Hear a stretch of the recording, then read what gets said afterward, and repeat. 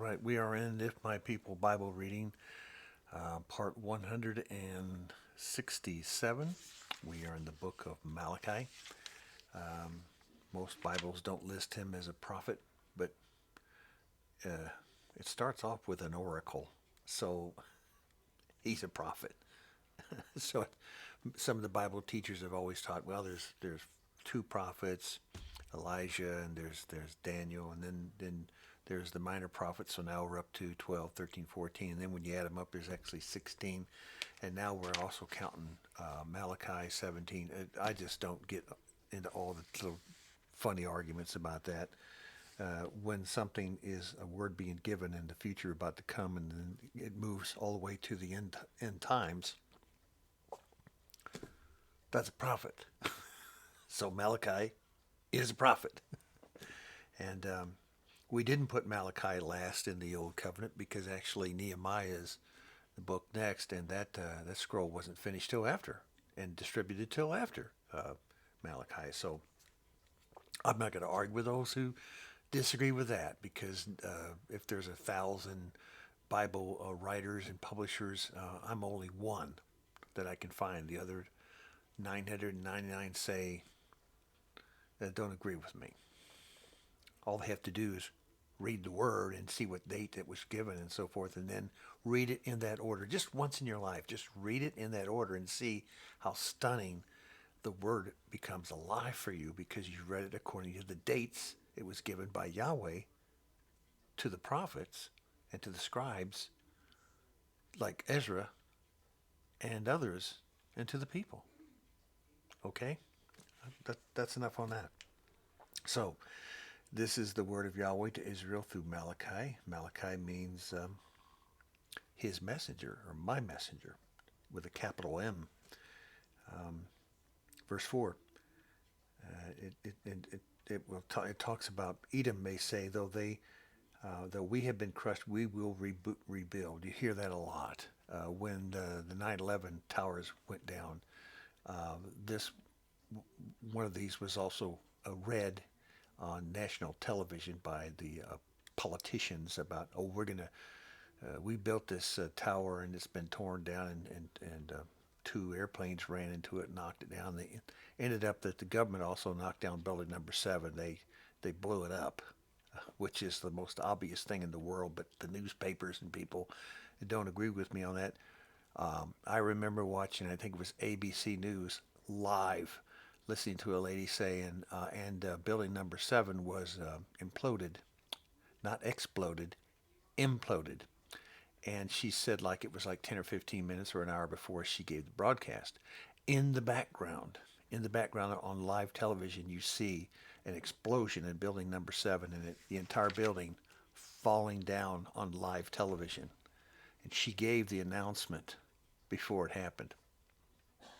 And she blamed it on the airplanes. She didn't even understand the difference, as we've talked about last time, what a definition of a word is. Implode. Implode. Working in the government, and especially as a scientist for many years, the insulation that's blown in on concrete and steel, especially steel, to keep it somewhat fireproof, under normal fire conditions, it is a fireproof agent. Now listen to what I'm saying. Most of the buildings in New York were designed with this same material on it. If you take an extremely high explosive and attach it to this type of material, it becomes an explosive, a massive explosion. So you've got to say to yourself, and as an engineer, I can tell you this, if you build a 120-story building and you need to tear it down in the future, you will not take it down brick by brick, by steel. You will implode it so that it won't destroy all the buildings surrounding it. It's just common sense. Common sense is all around us, people. You've got to stop believing the nonsense that you see on the television and what you're being told. Conspiracy is conspiring is where two or more people get together to plot something of meanness or against the law of another. Conspiracy existed since Adam and Eve and Satan conspired. got together, agreed, ate the Torah tree, and yet we're told, oh, I suppose you're one of those conspiracy people. Right. Okay, done with you. All right. Um, what it's saying here is Edom, they're going to build back what Yahweh says. Really? No, I don't think so. And he makes this very clear in the book of Malachi. Right, we're reading chapter 1. You are not my seed. And then when Yeshua comes, he says the same thing several times. And he examples it in his parables and his direct statements. There is this seed is mine. There is that seed, not my seed. Now, it doesn't say was my seed and I rejected it. He's meaning this point blank in Hebrew. Never was my seed. Okay? You understand that? It means a lot that people understand when they read this word. Let's go down to chapter 2. And now this admonition is for you. Now, he just got done going after the congregation of so-called believers. When you bring something to the temple and you give it, it must be of value. Don't bring the crap to me. I don't want to see it. And it's the same thing in the millennium. Don't bring people who aren't going to hear and obey me as a living sacrifice, because they're not. They are unworthy. They are unworthy. And during the time of Yeshua, people would bring unfit animals to the temple and fit perfect animals. And the priest, as usual, playing their political games, would come up to a perfect pigeon and say, oh, your pigeon's not good enough. I will take this pigeon for a mittance, and you will pay me some extra, and I will substitute this imperfect pigeon, which is perfect, by the way, with this perfect pigeon, which was imperfect, by the way, and this will go to the Lord. That's called cheating, fraud, and stealing. Plain and simple. That's what we're talking about here in Malachi, and that's what Yeshua was talking about when he's watching the money changers. He's watching the money. Why do we have money changers in a temple? There's only one reason. You can't. They did not. This is the Pharisees, Sadducees, and the money changers. This has nothing to do with Yahweh. They decided that you can't give a Roman coin because it's got the image of Caesar on the coin, so you must turn it in to drachma or some other kind of Hebrew or acceptable coin. And then they would cheat you in the exchange. Cheating, lying, stealing. Yeshua didn't put up with it. He turned over those tables twice in the last 6 days before the Passover. Then he goes after the priests here in chapter 2. It's the same thing. He's basically saying, because of you, I will rebuke your descendants. I will spread on your faces the dung, manure. Use the SH word. Same thing from your festival sacrifices, and you will be carried off with it. He's sick and tired of that, what was going on. False sacrifices. Today we have Mardi Gras, Halloween, mass parties, special events. Ignorant holidays, totally stupid ignorant holidays. Anything to do with drinking, partying, reveling. Christmas, Santa Clauses, Easter bunnies, repeated prayers constantly in church where you repeat the same over and over and over and over and over again. The classic example I use is the television channel that's just sit there. Here's Sister Catholic face, whatever her name is. Hail Mary, full of grace, blessed is the fruit of thy womb, Jesus Christ. And she repeats that over and over again, 365 days a year for her entire life. Do you think Yahweh is listening to any of this? Any of it? No. No, I don't think so. Here we have verse 4 in chapter 2.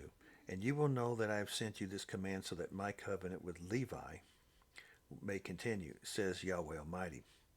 Now, if you remember back in our past reading, they will no longer be priests of the people. They will be, in the millennial, they will be priests to Yahweh only. They messed up, and they messed up bad, but they honored Yahweh at a time that he needed them to stand up militarily and stand up for him, and they did. And they did things and took care of problems in the Exodus, the first Exodus. And he honors them. And here it is now, the end of the old covenant. And he is honoring them there. My covenant was with them, a covenant of life, a covenant of L'chaim and Shalom. And I gave to him this call for the reverence, and he revered me and stood in all by my name. So it's the tribe of Levi. They're going to have, now right now, the majority of the Levites, do they believe in Yeshua? No. They will not believe in Yeshua until you, one of the 12 tribes in the grafted in, make them jealous because you reverence and hear and obey their father and his son, Yahweh's son. Then they will come to Jesus. They will come to salvation, Yeshua. All right. Let's go down to chapter 3. Now, chapter 3, verse 1, 2, and 3, and then chapter 4, verse 5. It's interesting because people say, well, now, you didn't read the Bible, and the Revelation should go in order from Revelation 1:1 to chapter 22. That's not how it goes. It doesn't even go right here. Here it says in chapter 3, it says it plainly. I will send my messenger who will prepare a way before me. Then suddenly Yahweh, who you are seeking, will come to his temple, and the messenger of the covenant whom you desire will come. Who's he talking about? He's talking about Yeshua making his appearance twice in the temple with the overchange, and another time at the temple. So 3 times he came there and presented himself in his Father's name. But the people didn't believe him. They're going to believe another one later on in the last days who will come in his own name, and they will accept him. Yeah, but they didn't accept Yeshua who came in his Father's name. And then, is that out of order? Well, when we go to chapter 4, verse 5, we see that this, quote, see, I will send you the prophet Elijah before the great and dreadful day Yahweh comes. Well, that was John the Baptist. So that was about a year before Yeshua came to the temple. So is it in order? Is it in linear order like Greek, Hebrew thinking? It's in Hebrew thinking, circular. It's not Greek. It's not linear. It's not linear.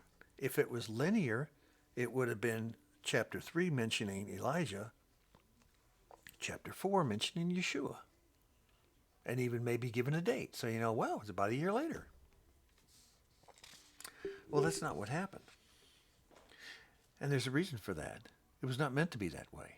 He was talking about the important things first. When you talk about important things, there's 2 ways of doing it. You tell them the important thing, and then later on you add some other things so that people can remember the important things.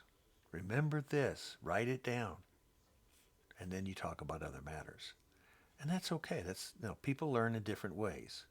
Some people have to read things over and over again. Some people have to read it themselves. Some people have to have it read to them. Some people have to watch it on YouTube.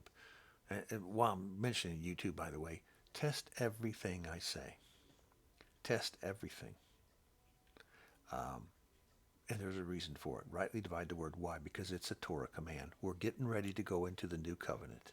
And the new covenant, I will mention the Torah commands every single time, so that because I am no longer calling myself, I cannot call myself a Christian anymore because it's such a stolen word and so screwed up and mixed up word.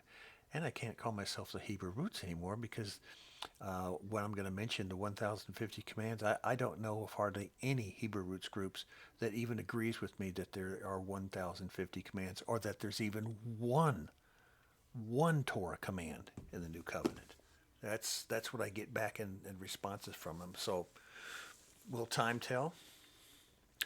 You bet it will. All right. Amen. Shalom.